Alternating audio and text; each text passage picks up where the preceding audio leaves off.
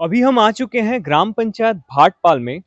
और ये ग्राम पंचायत भवन के अंदर में अभी बिहान के दीदियों की तरफ से एक ट्रेनिंग कैंप रखा गया है, जिसके बारे में उन्होंने अनुरोध किया था कि हम उसके बारे में रिपोर्टिंग करें।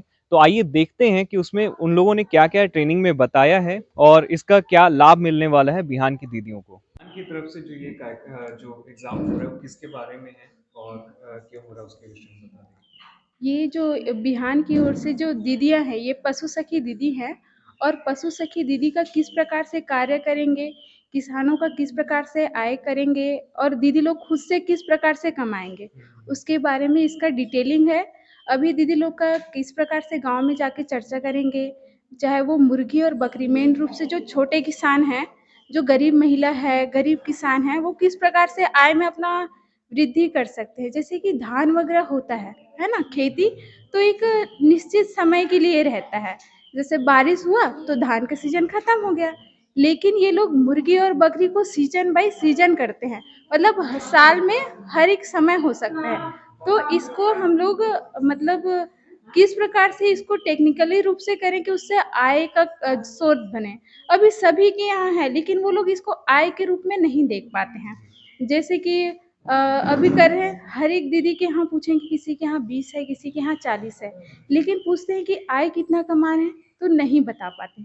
लेकिन उसको अगर हम टेक्निकली सिखाते हैं, जैसे कि किस प्रकार से रख-रखाव करना है, उनका शेड कैसे होना चाहिए, कौन-सा दाना देना चाहिए, कौन-कौन सी बीमारी का किस प्रकार से उपचार करना चाहिए, ये सारी जानकारी पशु सखी को दिया गया है और जिसका अभी हम लोग एग्ज़ाम ले रहे हैं और इसका प्रैक्टिकली भी सिखाया गया है। दीदी लोग जो-जो बीमारी आता है उसका दवाई खुद से लगाएँगे, किसानों को भी जागरूक करेंगे और उसका कुछ सेवा शुल्क भी लेंगे, जो मेहनत करेंगे उसका। इस परीक्षा में जो उत्तीर्ण होंगे उनका आगे क्या होगा? उसको एक पशु सखी उद्यमी के रूप में डेवलप करेंगे। मतलब वो सीख के दूसरे एरिया में भी जाके उसको सिखाने का भी कोशिश करेंगे और इसी बीच में कुछ-कुछ दीदी लोग हैं जो नहीं सीख पाए हैं, तो वो एक गाँव से जाके दूसरे गाँव भी सिखा सकते हैं। और ये उत्तीर्ण करने का मतलब ये नहीं है कि एक दीदी को ही सिखाना नहीं है, इसमें जुड़े हुए जितने भी बिहान के दीदी लोग हैं, उन सबको ही सिखाने का ज़रूरत है। हमारा एग्ज़ाम का मतलब है कि दीदी लोग उससे सीखें, जितना भी थोड़ा-सा इंटरेस्ट लें। ऐसा नहीं है कि थोड़ा-सा बताए तो सुन लिए और फिर बाद में भूल जाते हैं। लेकिन एग्ज़ाम देने से थोड़ा-सा रहता है कि हाँ, हम लोग ये सीखें तो हमको याद रखना है। तो उसके लिए सिखाने के लिए एग्ज़ाम लिया जा रहा है। आप यहाँ परीक्षा देने आई हैं? जी, आपका नाम बता देंगे? सभी को जय विहान। मेरा नाम है गामिनी कुरे और मेरे गांव का नाम है मुंडापाल और मेरे क्लस्टर का नाम है नारी शक्ति परचतपाल क्लस्टर से हूँ और मैं पशु सखी के रूप में कार्य करती हूँ।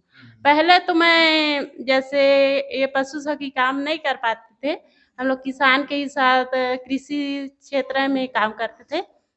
उसके बाद हम लोग का जो ट्रेनिंग हुआ तो हम लोग पशु के बीमारी के बारे में सीखे, टीकाकरण के बारे में सीखे और अभी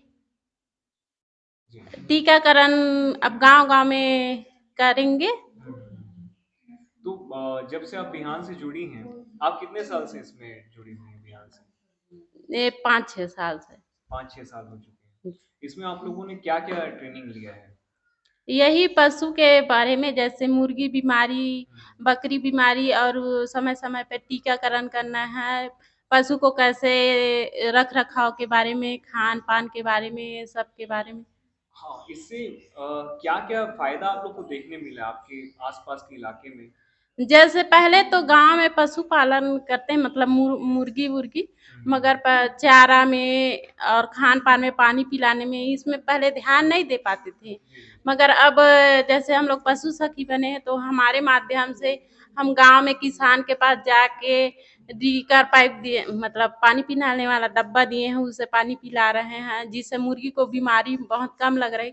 जैसे कृमिनाशक हो जाता था कहीं भी पास का पानी पीने से।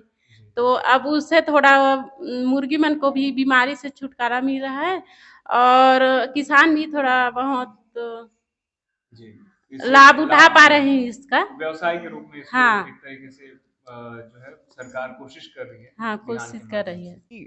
बिहान के माध्यम से सरकार ने महिलाओं के लिए और खास करके ग्रामीण क्षेत्रों की जो महिलाएं हैं उनके लिए एक अवसर दिया है कि जो कार्य चाहे वो बकरी पालन का हो, चाहे मुर्गी पालन का हो या इस तरीके का जो भी कार्य है, उसको तकनीकी रूप से अच्छे से किस तरीके से किया जाए, उसको लेकर के यहाँ पर परीक्षा भी दे रही हैं महिलाएँ। और महिलाओं ने बताया कि लगभग 4-5 साल से वो बिहान से जुड़ी हैं और उससे उनके आस-पास के इलाके में काफ़ी जागरूकता आई है कि कृषि हो चाहे पशुपालन हो, उसको किस तरीके से व्यावसायिक रूप दिया जाए। तो मैं वेदांत झा, द गज़ट इंडिया से।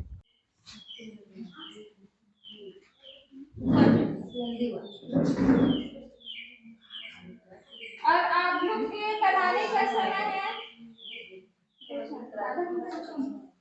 आप लोग के बनाने का समय है इसमें राइट पे लगाना है और राइट का चिन्ह लगाना है।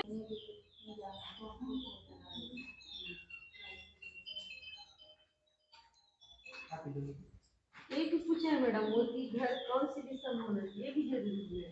हाँ, दीदी लोग को सबको बताया गया है और कोई आपस में चीटिंग नहीं करेंगे। साइड में देख रही है।